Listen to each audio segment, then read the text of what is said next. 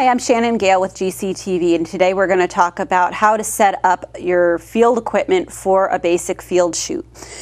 The very first thing that you want to do is to grab your tripod and set that up so it can accept the camera with a tripod shoe.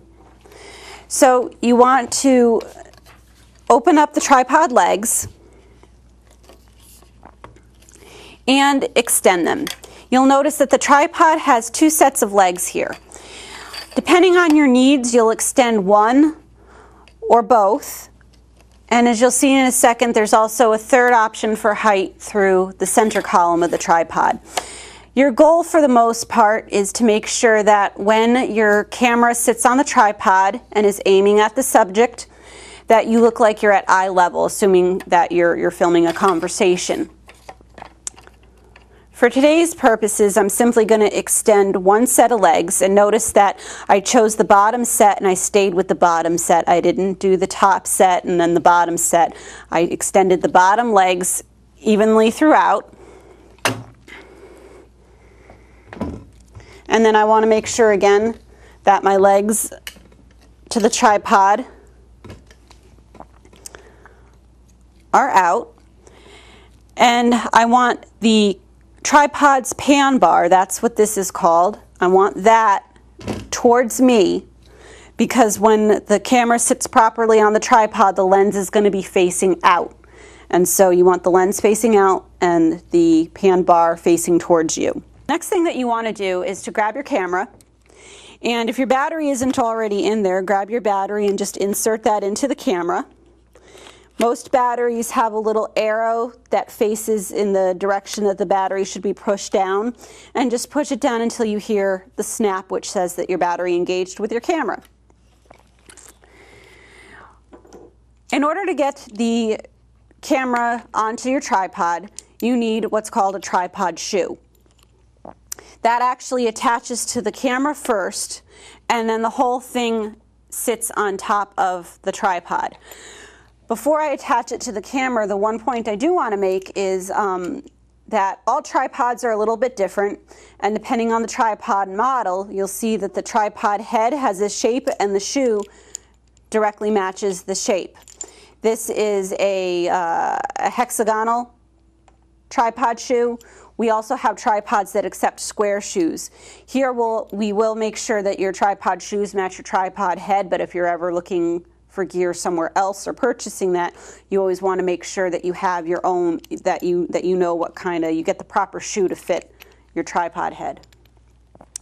So you'll notice on the bottom of the camera that there is an input for you to screw on your tripod shoe, and all shoes are actually labeled with a little arrow and lens, and that means that when you screw on your tripod shoe, it should orient so that way the arrow and the graphic lens faces the lens of the camera.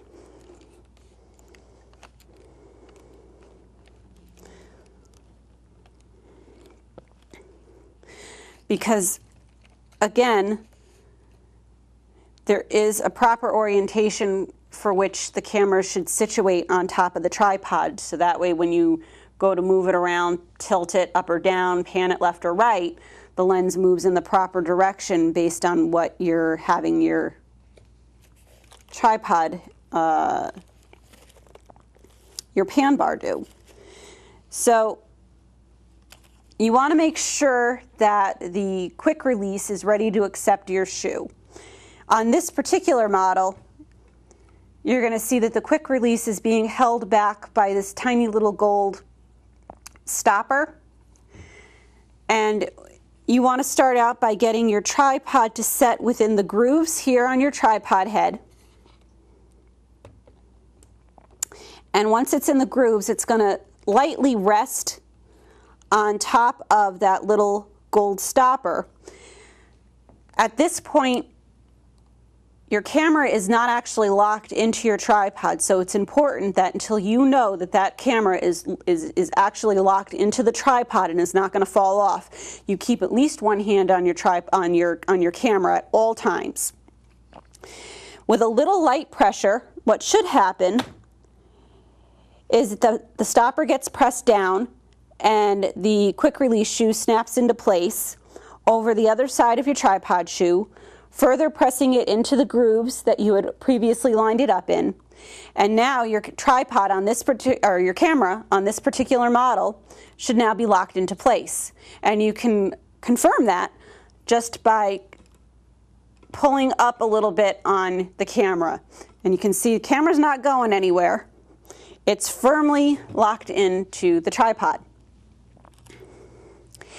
And now, with the lens facing out and the tripod's pan bar facing in towards me, the camera will move appropriately depending on what I want it to do.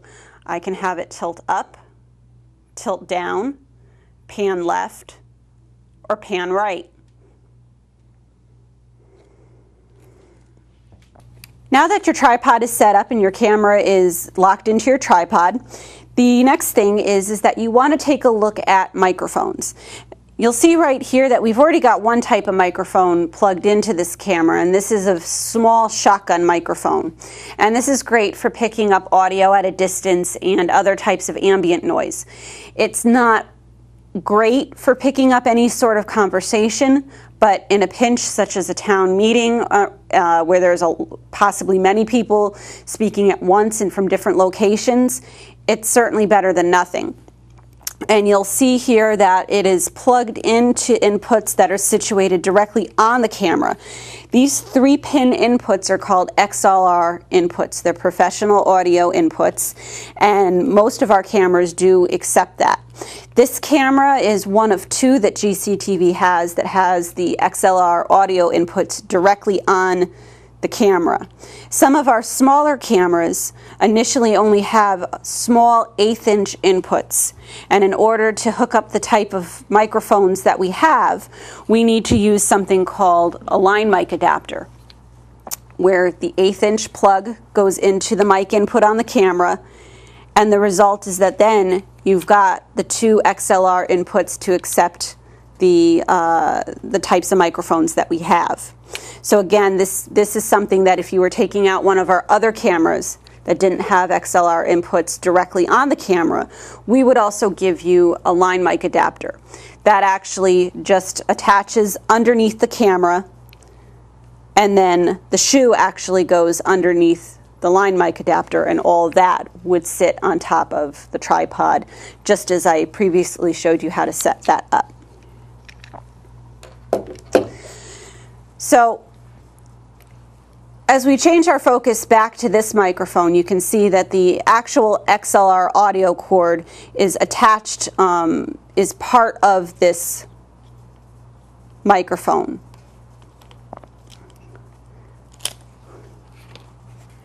And we can just simply unplug this. The more typical microphone that producers sign out with us is the handheld microphone. And this is really great for doing interview programs and things like that, where there's going to be a lot of dialogue, a lot of back and forth, because what the handheld is really built for is suppressing a lot of the background noise and picking up only what's in front of it. And it can be directional, picking up from different sides, but again, it doesn't really pick up at a distance. So it's really wonderful if, let's say, I had somebody else on camera with me, it would really pick up both of our voices fairly well, provided that we were in close proximity to one another. So to set that up,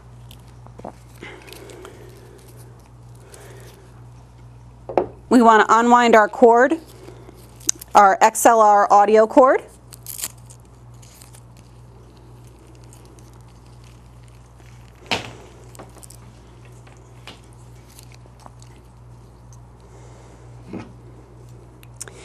And you're going to plug one end of the cord into the microphone. And you're going to plug the other one into the input here onto the camera. And I don't know if you can really pick up the sound of this as you're listening to this video, but what you'll hear when you're setting this up in person is that as you plug these in, you're lining up pins, male to female connections on both the end of the microphone and on the camera, and you know that it's made a connection when you hear a click.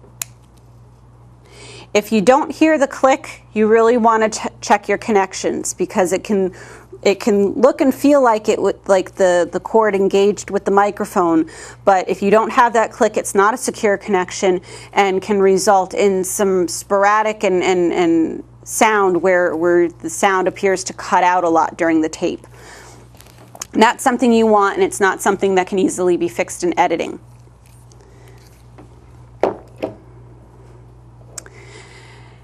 Now, most camcorders, when you turn them on, you can actually, they have little meters that tell you whether you're getting an audio signal or not. So that's the visual element of monitoring audio. So you know that you've connected things properly, your mics are turned on. And one note is that with this handheld in particular, and even this little shotgun mic, they're not battery operated. They run off of phantom power. They get their power from the camera once that's turned on. We have other microphones where they are battery operated, and if you were to take out one of those, we would show you what exactly to do with that, how to turn them on and such, but not all microphones require battery operation. But you can check the camera for the audio meters, and we'll show you where to look for that. But at the end of the day, there's nothing more sure than being able to plug in a headset, because the meters will tell you things are working. And this input's just a little too big. It was an adapter for something else. The meters will tell you that the sound is working, and it will give you a good visual as to whether you're too high or too low. But it's really what you hear that matters, because what the meters won't tell you is if that sound that you're picking up is mostly what's directly coming in front of the microphone, or if it's any sort of ambient noise. So whenever possible, always make sure that you have a set of headphones on and plug those in. All the cameras have two ways that you can view your footage. You can either view it through the eyepiece, the viewfinder here, and this really works out very well when you're shooting things outside, because the other option is the LCD display, which is beautiful. It's usually between 2 and 3.5 inches wide, and really gives you a great visual. But being an LCD display, it can be very difficult to look at in the sunlight. There's a lot of glare issues that can occur when shooting outdoors, and so if that's where you're at and having a difficult time seeing it through the bigger display, then you can just close that down and look at things through your eyepiece here, and that will get you away from the glare. So you're going to want to turn your camera on.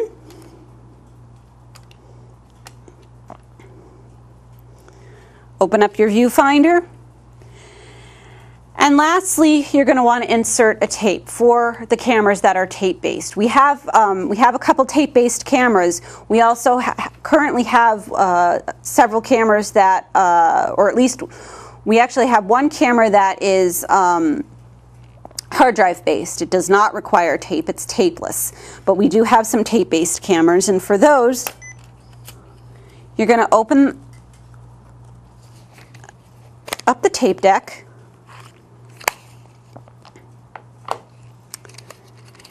And this is what a mini DV tape looks like. The tape head faces down and the wheels face into the camera. Notice that this should just slide in very easily. You shouldn't have to force anything in. If it's not going in easily, don't force it.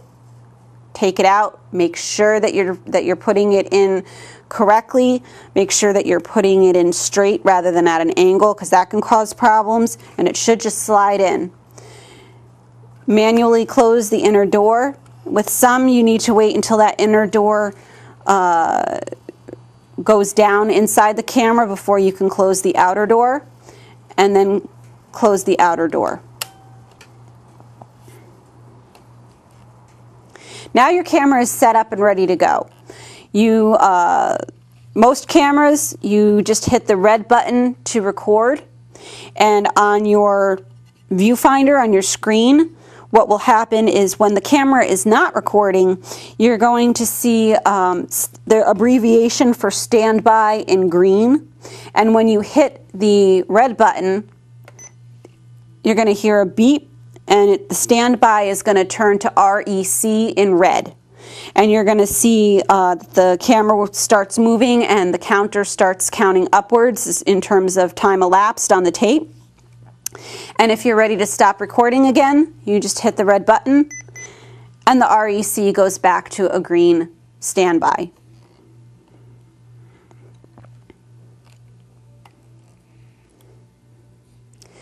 So if all of your connections were set up properly, you should be seeing audio meters on your camera. You should be hearing audio through your headset.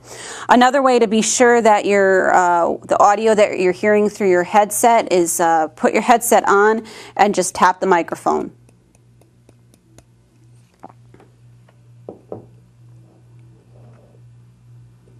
Because sometimes if you don't hook up your external microphone appropriately, then you'll really just be hearing sound from the camera's onboard microphone. So you always want to be sure that the sound you're getting is from the camera's external microphone if that's what you set up. If things are set up properly, usually what happens is the internal microphone is overridden, and the external mic takes over, and if everything is shut off, if it has power, or you just plug in a line mic adapter to that 1/8 inch input and nothing is turned on, then you'll just get silence. But that is setting up your basic field shoot. I hope you've enjoyed this episode of the GCTV production classroom. And we hope to see you soon and that you'll stop by for some field training and to talk with us about your next project.